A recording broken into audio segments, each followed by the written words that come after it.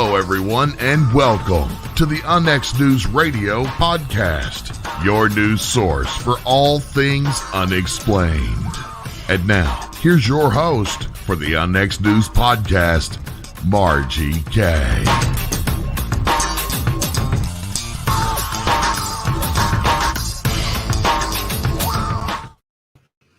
Good evening, everyone, and welcome to Unnext News. I'm your host, Margie K., and we are here every Friday evening. You can watch the show on YouTube, on our YouTube channel, Unnext Network, and just take a look at that. And then be sure to subscribe and like the channel so that you'll get notices of new shows. We also have some new shows coming up here on the network, so watch for that. I have a special guest this evening, and I am really excited to have him on because I saw this this show a few years ago with Scott Walter. You remember America's Unearthed? Well, he talked about this place, and that really sparked my interest. So I'm really happy to have Dennis Stone with me this evening. He's the president of America's Stonehenge. He graduated from Daniel Webster College in 1977 with a degree in aviation management and was a full-time commercial pilot for over 35 years before his retirement in 2016. America's Stonehenge was opened to the public in 1958 by Dennis's father, Robert Stone. Dennis has been involved with America's Stonehenge for most of his life and has always had a fascination with archaeology and archeoastronomy. Since retiring, Dennis has found many serpentine walls and spirit windows throughout the site, among other new discoveries.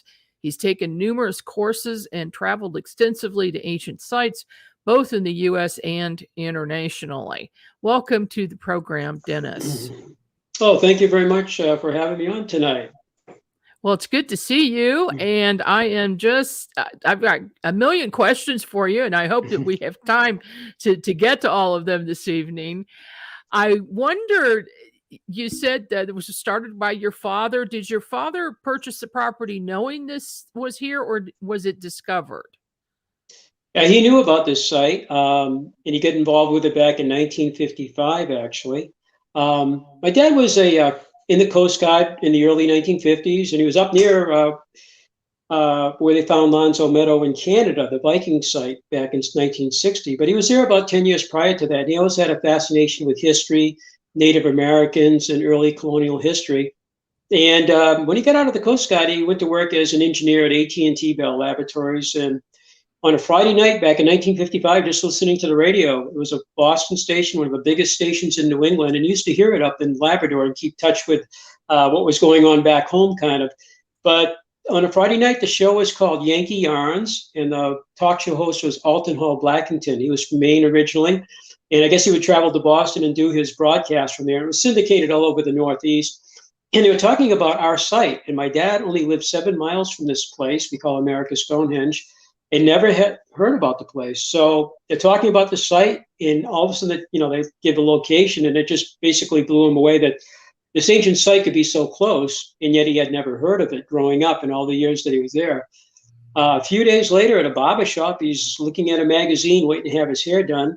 And as he's flipping through the magazine, he sees this article, and the article is all about the same place he heard on the radio, but it had photographs too. So he said to the barber, who was busy with another customer, "Hey, can I keep this?" And he goes, "Well, how old is that magazine?" He goes, "Well, it's 1952. It's been sitting here for about 3 years, He goes, "Go ahead and take it." That weekend at my aunt and uncle's house, my mom's sister and her brother-in-law, about 10 people playing cards on a Saturday evening. And my dad passed that magazine around. The magazine was called New Hampshire Profiles. And nobody knew what this place was about as they're looking through it. Nobody recognized it until it got to my aunt and uncle. Again, my mom's sister and her brother-in-law. And they said, "Well, this place is a place we visited back in the 1930s. We used to pedal our bikes about 8 miles from the next town called Derry, New Hampshire." That's where Alan Shepard was from, and Robert Frost also was there too. So they pedaled down from there to this place we call America's Stonehenge today. It was kind of a unofficial and somewhat locally known place to go, with all these stone ruins and everything, and kids like to play up there, but people picnicked up there too. and basically trespassing. And they went up there and they picked it. So my dad's next question at, that evening with all these people around is, can you find the place? And back in 1955, it was not open to the public. There was research going on by a group called the Early Sites Foundation, which was formed in 1954. And it finally, it ran till 1964. And they were a research group. So that was going on at the site at the time. So that Sunday morning, the four of them, my mom, dad, my aunt, and uncle, they left me behind. I was about 18 months old at the time, and my first cousin, he's just a little bit older than I am, with our grandparents, I guess. They drove all around North Salem, New Hampshire, trying to find this place. And there were no road signs. It wasn't open to the public. There's no visitor center like we have today. And eventually they found a road that looked familiar. And again, it was over 20 years since they were there. And they took a chance. They walked up this old dirt road. And when they got on top of the hill, there it was. There was a site that they had been at, back in the 1930s. So my dad actually climbed underneath a chain link fence, which is still there today. The fence goes around what we call the main site. It's about 1 acre. But over time, I'll mention that the site today is about 110 acres, and the ruins cover the entire hilltop. But most of the big structures are located in that 1 acre area. And the fence was put up by the first researcher, William Goodwin from Hartford, Connecticut, in 1937. He put the fence up to protect the site from vandalism. Mm-hmm. He put a barbed wire chain on top of it. He put it backwards, so it was kind of aiming in. And I guess the idea was to keep people from stealing artifacts from the site. So it was locked up. My dad climbed underneath of it through a hole where other people had snuck. The rest of them stayed outside waiting for quite a while. When he finally came back out, he was pretty, again, blown away by the whole site, and basically mentioned that he would love to get involved with the research, the study of the site, maybe even open it up to the public as a museum someday. Because my mom said, you have rocks in your head, And he's got a new family. They actually built the house. They actually built the house pretty much, they did it themselves pretty much. And then they had myself and my sister was on her way at that time. So I'm sure my mom's last thought was to open up a stone ruins to the public, But over the next 3 years until 1958, my dad met the owner of the site. His name was Malcolm Pearson. And he worked out an arrangement for the next several years to 1965 to lease the site. And he opened it up in 1958, basically coincidentally on the summer solstice. So this summer, we'll have a 65th year being open to the public. Wow. It's kind of hard to believe that much time has gone by. But my dad retired after 30 years from AT&T about a little bit less than 40 years ago, when he died in 2009. And he spent his last years kind of doing research and study on the site. And in 2003, they put out a new book on the site, and we're just about to put out a new book. I'm writing it with my daughter-in-law, and hopefully that'll be out this summer. It got delayed by COVID, and my daughter-in-law had our first grandchild back a little over 2 years ago, and everything kind of got slowed down because of that. So we're probably going to finish it up this summer, and we'll have a new textbook out and mention some of the new things that we found since 20 years ago. Well, that's so my dad. Interesting.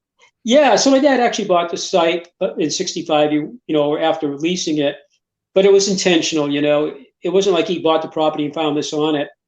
The site had been written up in 1907 by Edgar Gilbert, who was a friend of Robert Frost, actually, in the history of Salem. And we have a couple copies, a very, very thick book, and it talks about the place and how it was a wild and wonderful place among the soft pines and rough boulders where weird tales may be woven. And again, that's from 1907 by Edgar Gilbert. And kind of poetic, and kind of describes the site because that's sort of what you see when you go up there, Do you know when it was first discovered? Yeah, that's kind of a good question. We know when it was first recognized, I suppose. Probably, we know the Patty family were there. The Pattys were basically several generations of shoemakers that came over from England around 1675 to Virginia. And then a gentleman named Peter came up to Massachusetts into the Salem area. And he left his wife and his son behind, and then he sent for him, and they never showed up. And then he married another woman. And eventually his original son showed up in Massachusetts, much to everybody's surprise, because the oldest son would inherit all the goods, So he had children from the other wife too, the second wife. And it wasn't like he abandoned her. It's like he sent for her, and he must have thought she passed away because he had all the letters and everything. And the town was a little unhappy, thinking he abandoned his wife. So they were shoemakers. And by 1734, one of the Patty it was Peter, then Richard, then Seth. And Seth, the grandson of Peter, actually bought the first piece of property by the hill. And it was part of Haverhill, Massachusetts, called the Haverhill Peak at the time. And then several years later, it becomes part of New Hampshire. They divided New Hampshire and Massachusetts in 1741 in the southeast corner. It was no longer part of Haverhill, Massachusetts, or the Haverhill Peak. It became the Salem district. And in 1744, Seth bought another piece of property, which we think included the site where the ruins are. But they don't really mention that at that time, In 1750, the town of Salem is incorporated. And that's when you start to see homes start to go up in this area on the record, And then there's Seth Jr., who we think actually built a house, and they put it on part of the site, the main site today. And around 1802, he had a son named Jonathan. In 1802, Jonathan actually inherits the site. On Christmas Eve, his mother gave it to him in a quitclaim. And in 1803, he moves his family in there. So we have kind of a history of people as well as use of the property. But the first real probably recording of it is at 1907, where Edgar Gilbert really describes it. Mm-hmm. But the Patty family knew it was there. They caused damage to the site. Jonathan, again, was a shoemaker. He dies in 1849. But before he died, he was a tax collector for 3 years, besides being a shoemaker, a cordwainer.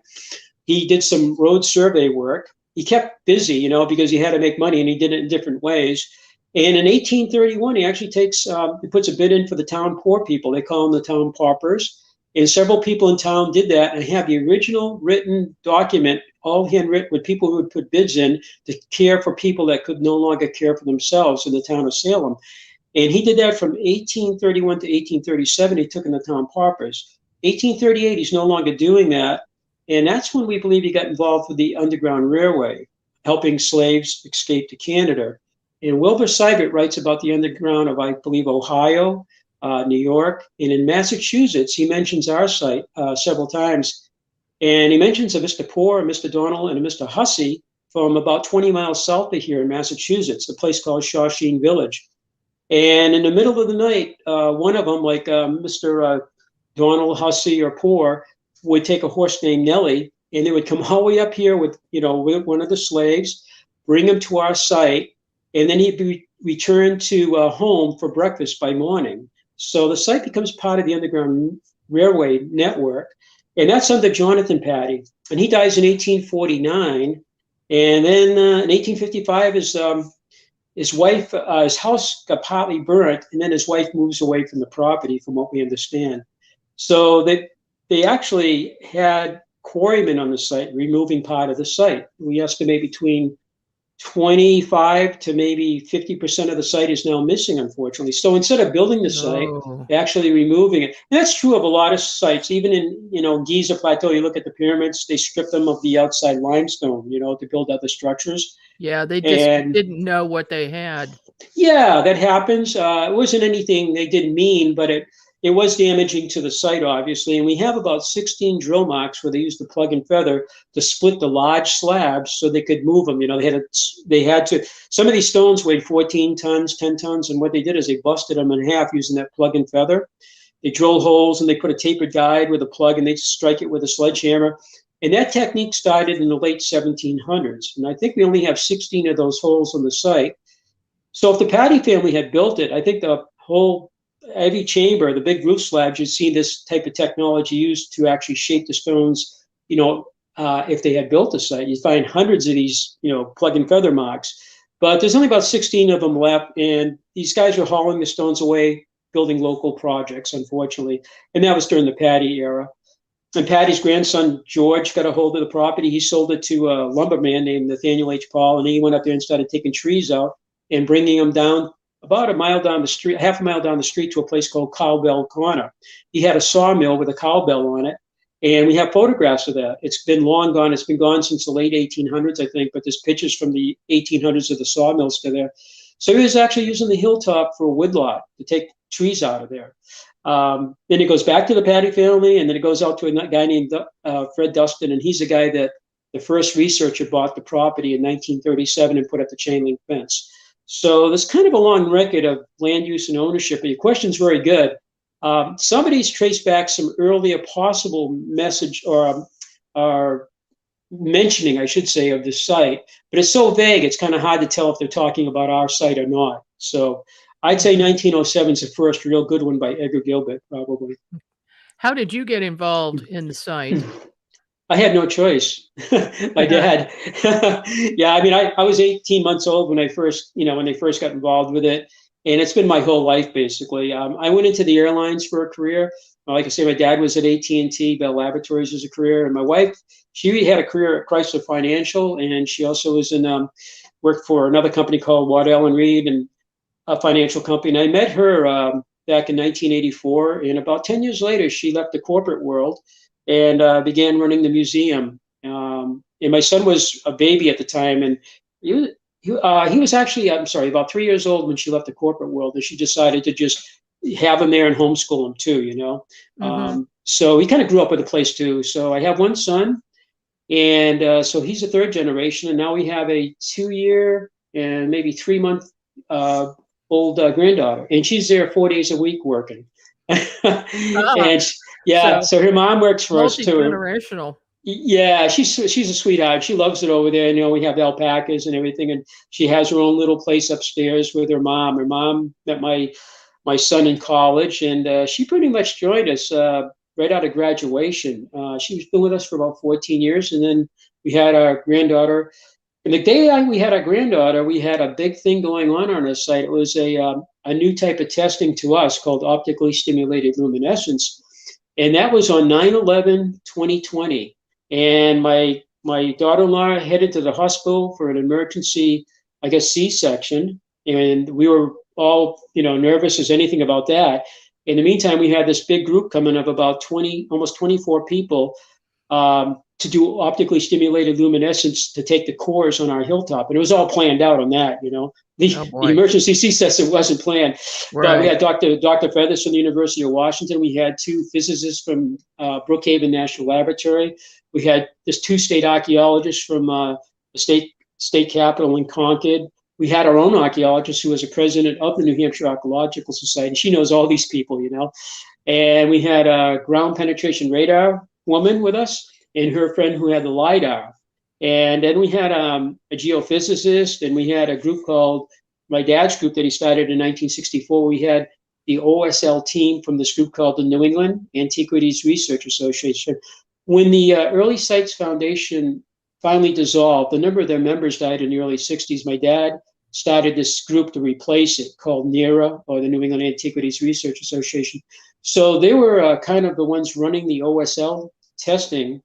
And it was a mess that day. I mean, we had 20-something people. We're doing cores all over the hilltop, and I'm waiting to hear how, my daughter-in-law is doing and how the baby was doing. So it will be a day I'll never forget. So it was quite an exciting day for us. I think my blood pressure went up a little that day. I'll bet. And yeah.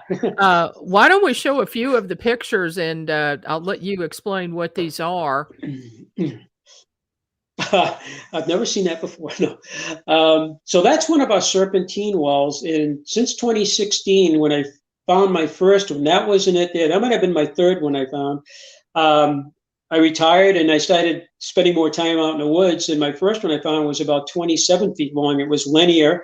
It was straight. It tapered down to a flat tail and had like a block head. And I got off my ATV. I was riding to the northwest of the property out towards where my dad used to live. On that very wood trail. And I said, the sunlight hit it just a certain way. I get off, I walked about, 60, 70 feet to it, and I get over to it and I said, oh my God, I think I'm looking at a wall that looks like a snake. But I had no frame of reference. And over the next couple months, this is one of the walls that I noticed looked like a snake. And we've been looking at that wall since we opened that trail up in 1974. It's part of an astronomical alignment trail to the west of the main site, about 600 feet from where the main site is.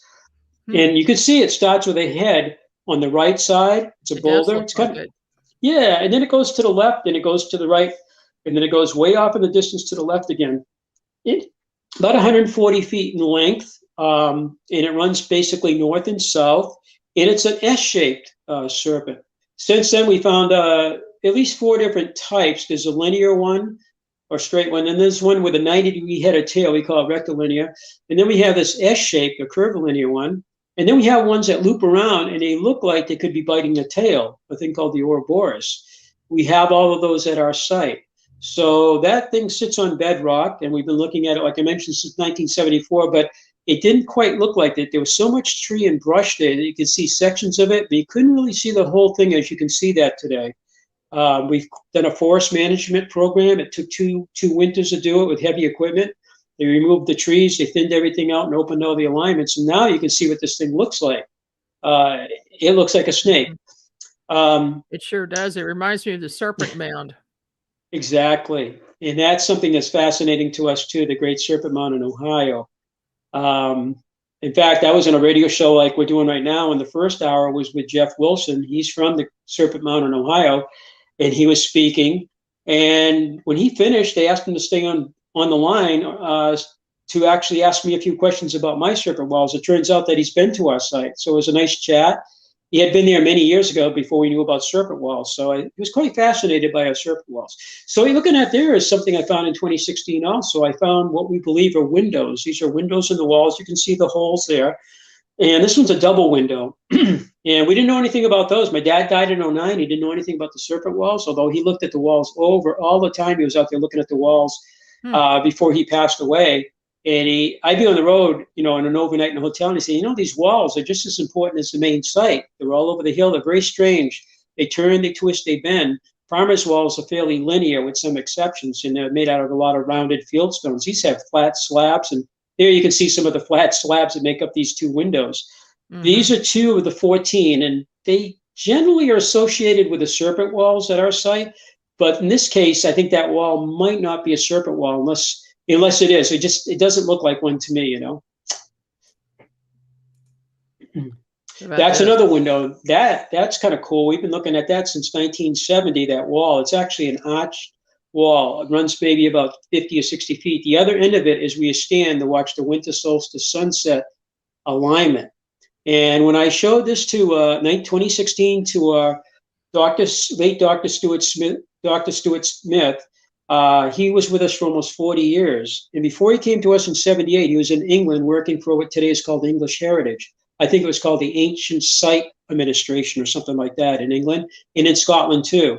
So I showed it to him before he passed away, and he walked over to it, looked at the moss, the lichen on it, and he said, yep. He goes, how the heck did we ever miss this? I said, I don't know. There was more brush around it, but it's a beautiful, we believe, linteled window. So that's one of 14 of those. Wow. That you're looking at is LiDAR, and it's a handheld LiDAR I mentioned earlier. The gentleman's name is Tom Elmore. He's from Connecticut. And 3 years ago, he called me on the phone and said, I'd like to come up and do some LiDAR on your site. And since then, he's done sites all over. He's from Connecticut again. Connecticut's loaded with these sites, and they go, again, right down towards Virginia. So he's been doing LiDAR on some of the sites from here all the way down there. He's a landscape architect with a master's degree, and he got into LiDAR about 3 years ago. This is a $50,000 handheld LiDAR. You can see down to 1 centimeter. It puts out like 300,000 points per second. And each square meter puts out 150,000 points. And he explained that the drone LiDAR 3 years ago only puts out between 400 and 800 points, and airborne was 4 to 8 points. We got, U.S. government finished a LiDAR program across the United States in 2018, from what I understand. And we got LiDAR from 10 years ago, and it was nice to get it. It was all blown up by one of the researchers for us. But when you look at the walls that cover the site, they're all blurry. You can't make out any detail. But with this handheld LiDAR, you can see down to 1 centimeter with it. It's very, very high resolution. What you were looking at there, we think, is the biggest serpent wall in construction, possibly not only at our site, but bigger than any that we know. That boulder, we believe, is a head looking at you with the pointed tail right in front of it. And it goes 2,550 feet around counterclockwise, touches every astronomical stone that you look at. We call it a foresight. To have an alignment, you have to have a back sight and foresight, kind of like a gun sight. You look at the first one, and you look at the second one, then you look at the sun, moon, or stars, whatever you're looking at. And the stones you're looking at in the distance, they're part of that serpent. And it comes around, and it comes right back in front of its, what would be the mouth, and then it has a 90-degree pointed tail. So that's 2,550 feet. The Great Serpent Mound in Ohio is a mound built on, I think, a stone foundation. and that's 1,350 feet. So this might be almost twice as long as that. But that's a mound. That would be like still the biggest mound, and ours is a stone wall. But as far as serpents goes, we could have one of the biggest, possibly. Okay, well, we are going to take a short break. When we come back, we'll hear more, and I can already tell I'm going to need to have you come back a second time, Dennis. We'll be right back. Thank you. Are you thinking about purchasing a wood-fired heating or cooking appliance, but don't know where to start? The new book, Wood-Fired Heating and Cooking, will guide you through the process and make the decision much easier. Find out about wood stoves, wood-burning fireplace inserts, masonry heaters, cook stoves, brick ovens, and more. Learn about operation and maintenance, buying and storing wood, even how to make your own charcoal.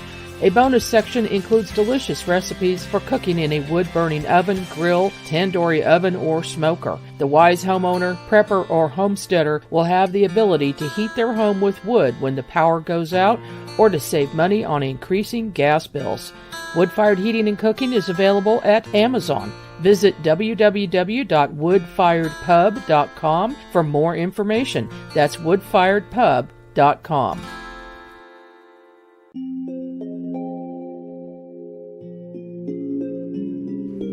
If you've ever wanted to learn how to remote view, take the Remote Viewing Workshop. Learn how to view energy fields and even inside the human body and on a microscopic level as well.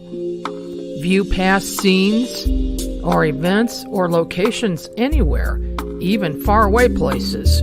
We all have the same exact physiology, so we can all remote view. Visit unxnetwork.com for more information.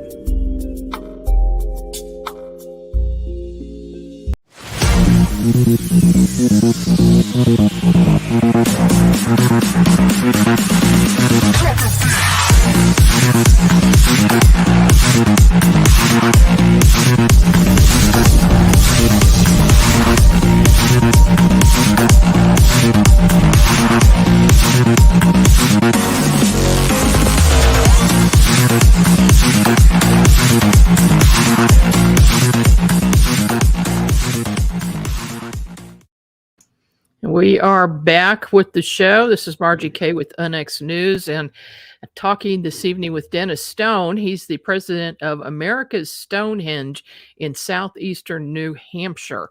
And this is a fascinating spot and a fascinating tale.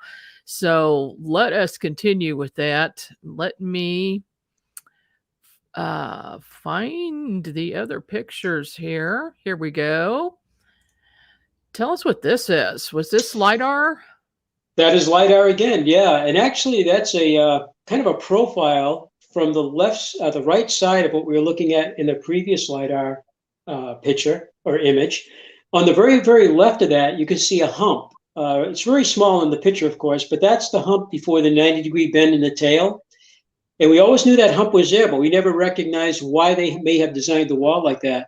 The next thing you look at is the boulder itself, which on the other side of it is what we call the watch house chamber. Behind that, you can see the wall continues to the right and it starts undulating up and down. And we never really noticed that until we got the brush out of there just several years ago, since 2016. And today, when you walk up to the chamber from maybe even a couple hundred feet away, you can see what you're looking at there. And it's pretty impressive to see that, And again, it goes to the right, 2,550 feet counterclockwise, goes back in front of its face, and then ends with a pointed tail.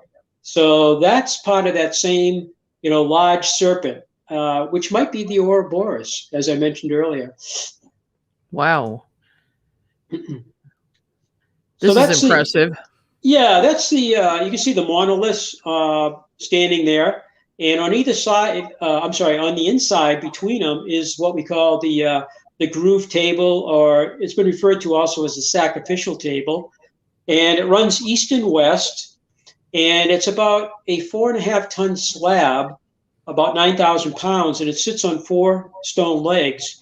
And when the first researcher came, Mr. Goodwin, back in 1936 to first visit the site and photograph it, the table was there, but the soil had accumulated all the way up to the base of it, and it appeared to be just sitting on the ground.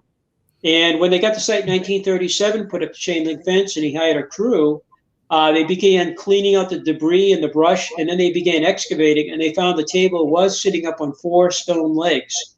And to the left of the table, you see kind of a mound with some stones, part of a wall, kind of a grassy area. That's actually a chamber. It's kind of concealed under that grass there. It's the biggest chamber still on the property. It's called the Oracle Chamber. And the Oracle Chamber actually runs north and south, east and west. It has 5 closets, 2 underground storm drains made by these ancient people, one of them running 45 feet, keeps the structure dry. And then the other one, we haven't located the exit of the drain yet. It probably goes in, a dozen feet or so.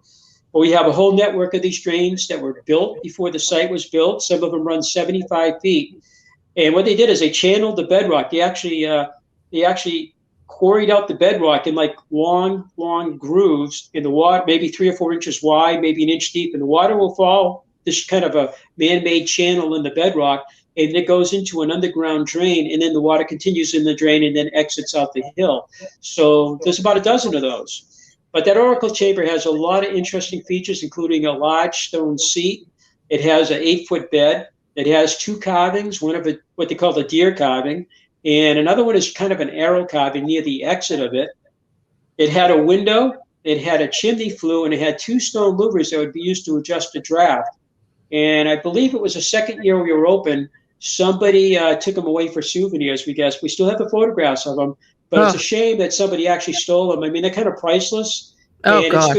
Yeah, that happened almost immediately when we opened, So vandalism has gone at our site as well as, of course, other sites too. And it's very sad when people do that. Oh, that is sad. But we have a photographic record of them, though. But that chamber is just simply amazing, Yeah, that's looking kind of north. And that chamber there runs east and west. The chamber we were talking about, the Oracle Chamber, you can't see it, but it's off to the right side of that in the distance. This chamber reminds me of some of the chambers I've seen in Western Europe. In France, when we went there in Karnak, all the rows of stone, but there are chambers there too. One of them looks like what we call the chamber in ruins, kind of a shoebox shaped chamber. And then this chamber here actually reminds me of what they call a galley or gallery chamber. They always run east and west. They run 20 to 60 feet in length. They were used as tombs, it's believed, and they're found in northwest Ireland. I've been to Ireland, but I didn't get to that part of Ireland. They're found in France, which I saw a couple of these in France, but they're also in Holland, and they call them the Giant's Bed, a hidden Boeden, I think it's called. It's a Dutch word. And I've had people that actually have visited these, and they said, yeah, they always run east and west, and they were used as burials. So those stones that are on the walls, those vertical slabs, are called orthostats. And the big slabs that are stood on their end, and then on top of that, they place those big slabs which form the roof. Orthostats can be in a structure like that, and they're in a couple of our structures, but they can be in the stone walls too. And farmers, when they built walls in New England, about 240,000 miles of walls, they used mostly rounded field stones to build their walls. The walls are going to be fairly straight, linear, and they're field clearings, stock fences, and boundaries. Mm-hmm. But in our walls on a hilltop, they turn, they twist, they bend. Some are serpentine walls, and some have slabs of stone stood up just in the walls, like you see, without a roof on it, of course. And again, they're called orthostats. And they're found in Western European sites too. Do you have any idea how old this site is? Well, the carbon datings we've done since 1966 to 1995, there were 12 of them. One did not test because it wasn't enough mass. 2 different laboratories did the dating for us. One was Woods Hole Oceanographic Institute in Massachusetts, and the other one was Geochrome Laboratories, also located in Massachusetts and Cambridge, Mass. I think that laboratory's moved to Lowell, New Hampshire, Lowell, Massachusetts now. The oldest date of the main site was from 1971, and that date was 4,000 years old. There was a 1969 date in the same area from 3,000 years ago, and there was another 3,000-year-old date from another part of the hilltop too. Another part of the site, and that was from 1970. We did the survey of the alignment starting in 1973. We hired a survey team called Beverly Pearson and Associates of Derry, New Hampshire. We hired them to come down and start surveying our astronomical alignments. By 1977, they collected the data, what we call phase 1, sent it to the Harvard-Smithsonian Center for Astrophysics in Cambridge, Massachusetts.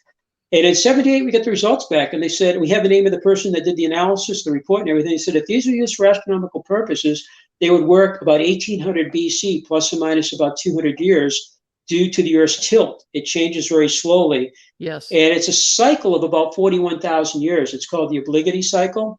Mm-hmm. And that agreed with the 1971 4,000-year-old date, because actually the date came back was something like about corrected. It was 1800 BC plus or minus about 250 years. So carbon dating, astronomical data seem to agree with one another.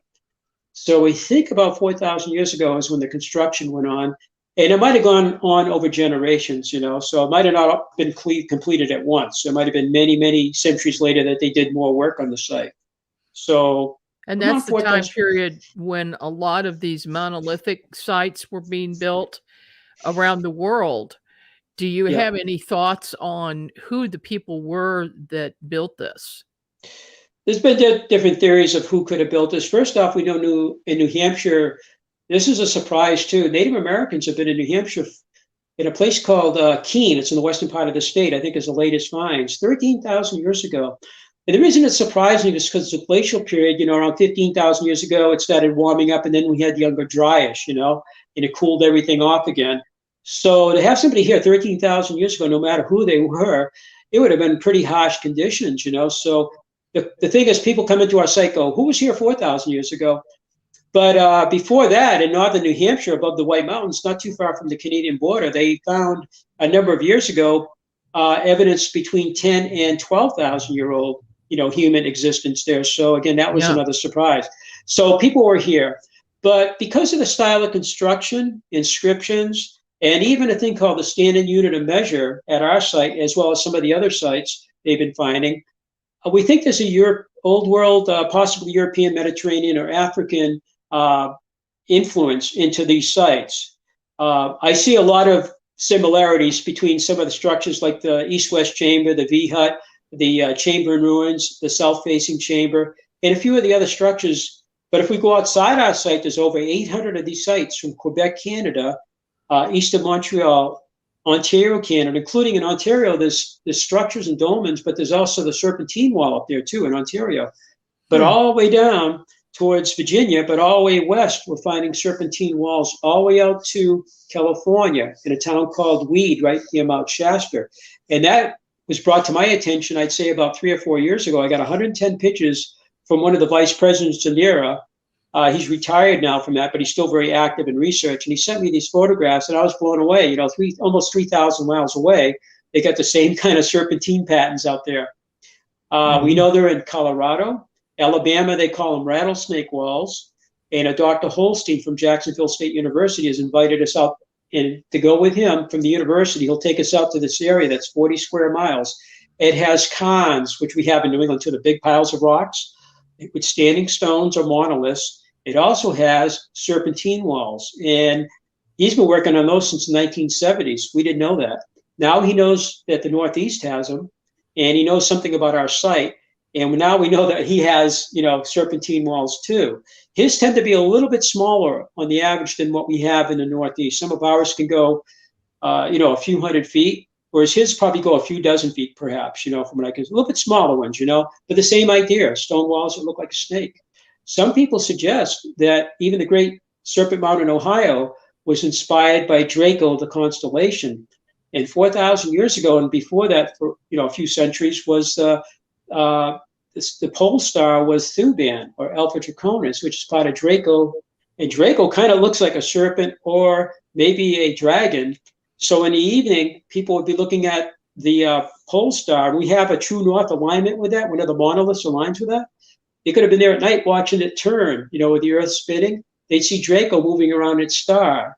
And the Egyptians looked at Draco too. And that's one of the shafts in the Great Pyramid, the North, you know, the North Star.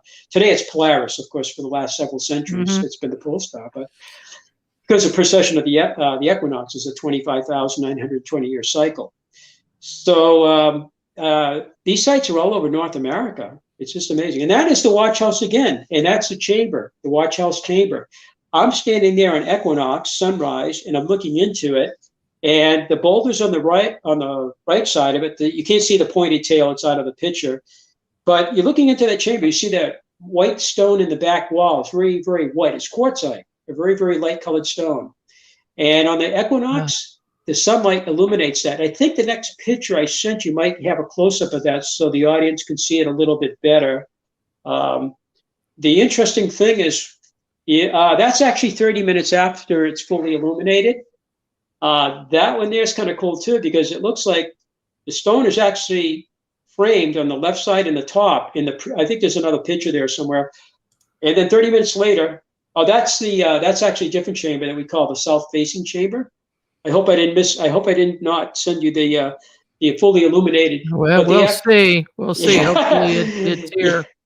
Yeah, it's really cool. And a friend from Texas actually predicted in 2019 that if we cleared out the trees, which we did the next year, we had that forest management thing for 2 years, and we made sure they cleared out the trees to our neighbor's boundary, and it allowed the sunlight to go in. And there it is right there. The sunlight, a year later, after she predicted it using Sunseeker app on her phone, and she got in the back of the chamber, because that's been talked about since for many years. And Hans Holz's book, 1992, called Long Before Columbus, was all about our site. And Hans, they had a TV show on him on Travel Channel for 2 years recently. We were part of that, and they brought in Scott Walters for that show too. Mm-hmm. But Hans started visiting us in 1970. He's considered by many to be like the father of the paranormal. But anyway, my friend came up from Texas. She had her Sunseeker. She's in the back. She goes, if you come here and you could see the light come in here, it will strike the stone on the equinox sunrise sometime around 9 in the morning. A year later, we had the forest, we had it opened up, and the sunlight came in, and it actually illuminated that stone in the back. And then 30 minutes later, it looks like a hand with an index finger pointing back. The thought of that is this illumination might represent the male, the sun, the rays, the fertilization, the womb, the egg being fertilized. And that morning out in Colorado, there were 2 caves, Pathfinder and Crack Creek Cave. I'd never heard of them until a few years ago. They're caves, but they've been modified. And in the back wall is petroglyphs. And on the equinox, the same morning that we're watching this, probably an hour or 2 later, the sunlight's entering those caves, and it's illuminating a serpent, splitting it in half with a shadow and light effect. At Chaco Canyon, we have a sun dagger, but on the equinox, there's another serpent, and it's split in half by a shadow light effect. And a cave in California called Mojave North does the same thing. In Mexico, Chichen Itza, which I've been to, on that same morning, Kukulkan, the serpent, goes down the 91 staircase.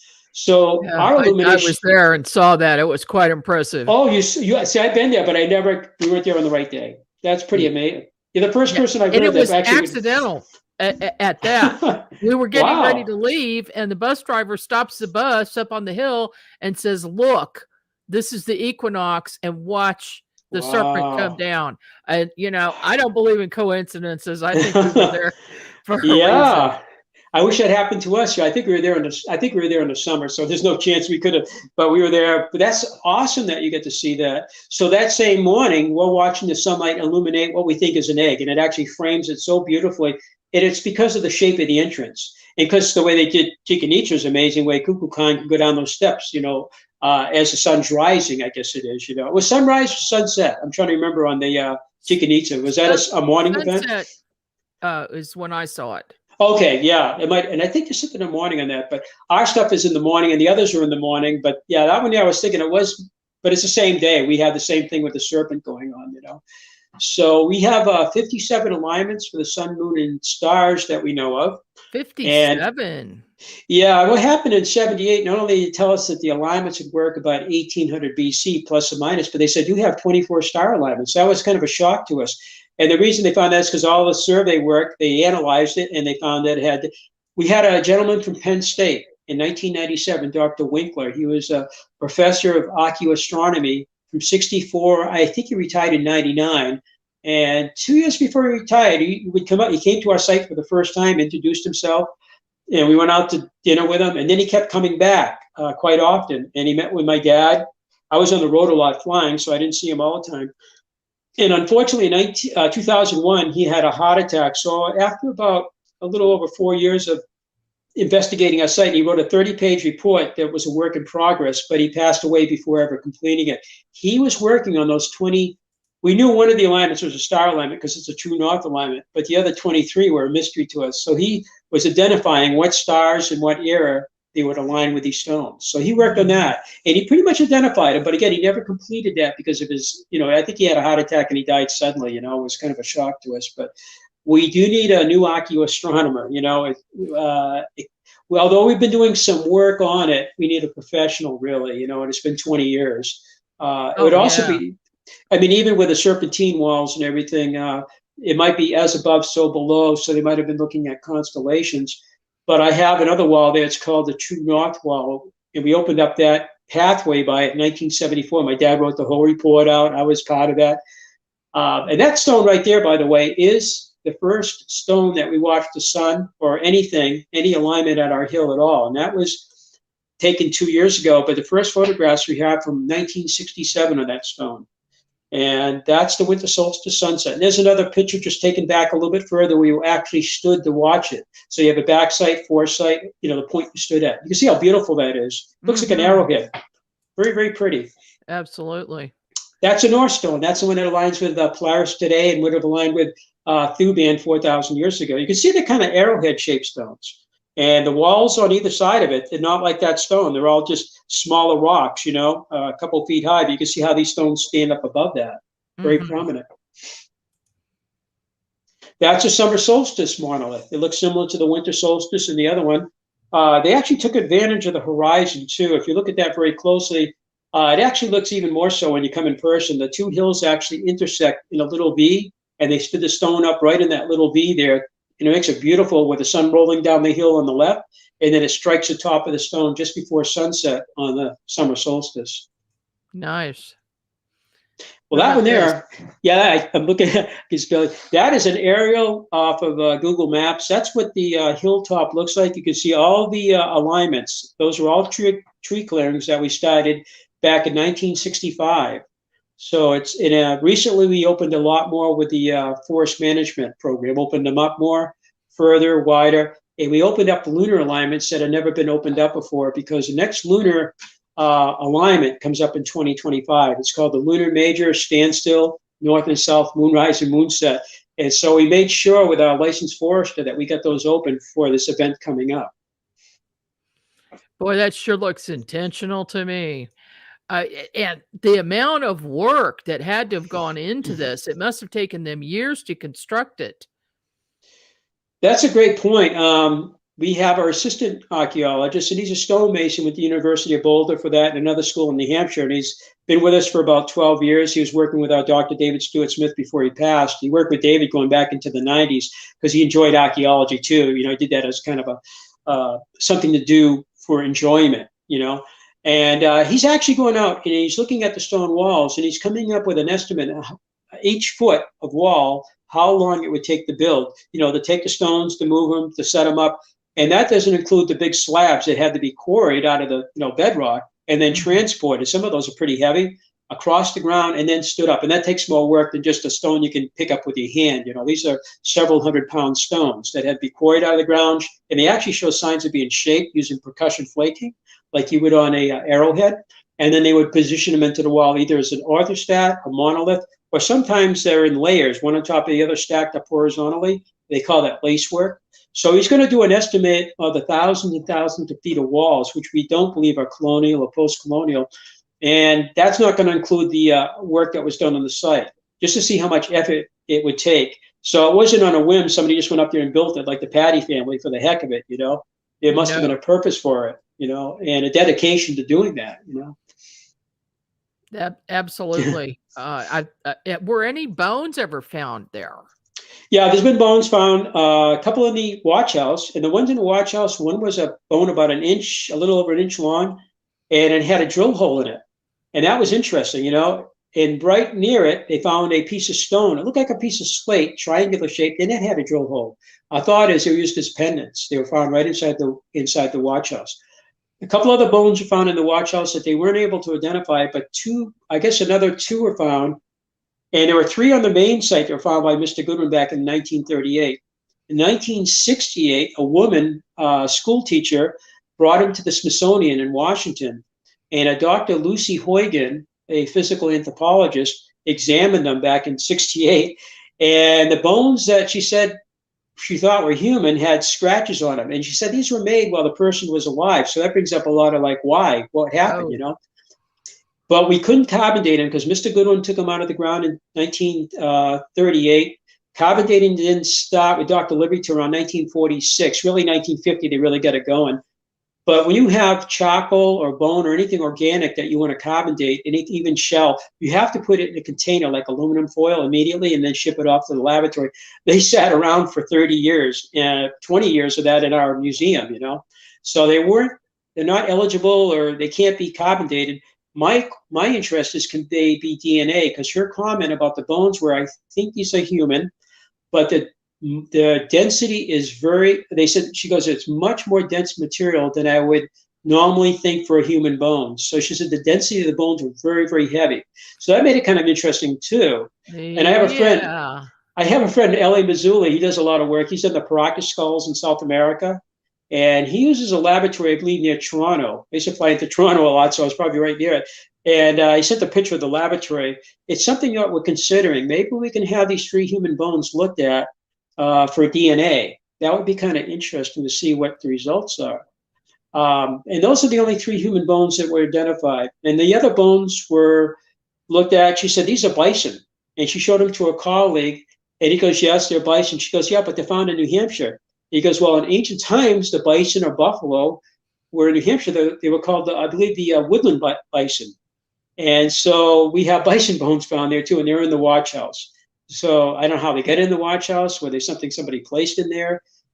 It's still a question, I think the site's ceremonial, so it's possible somebody stuck things in there, for offerings, something like that. It's a possibility, especially the pendants too, So yeah, bones have been found.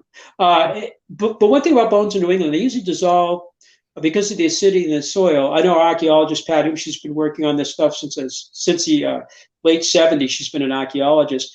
And she was a president of the New Hampshire Archaeological Society. Her husband was a doctor of geology at Tufts University. So she goes, yeah, bones usually dissolve in about 200 or 300 years because of the soil conditions. And also animals eat them up, of course.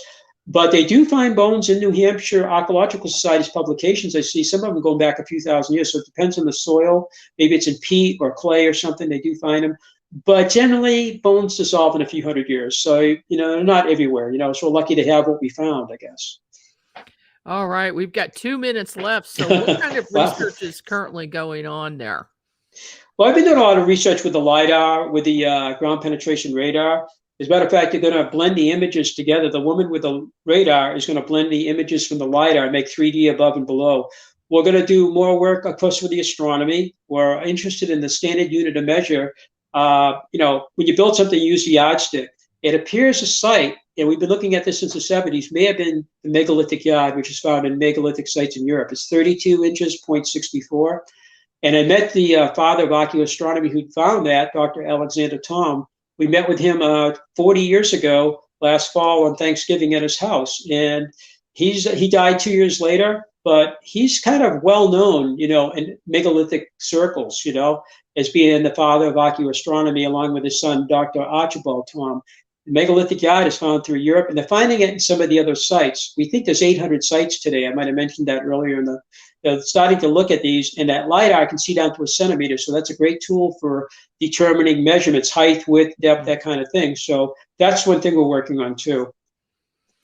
Well, this has just absolutely been fascinating, and I can't wait to get out there myself. Maybe I can be able to do that this spring, perhaps, and maybe be out there at the equinox.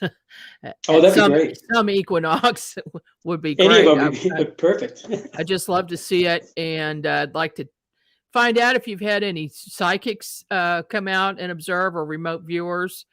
So we'll talk about that sometime. Yeah, check out Hans Holzer's book or the TV show. I think we're the second season, episode 14.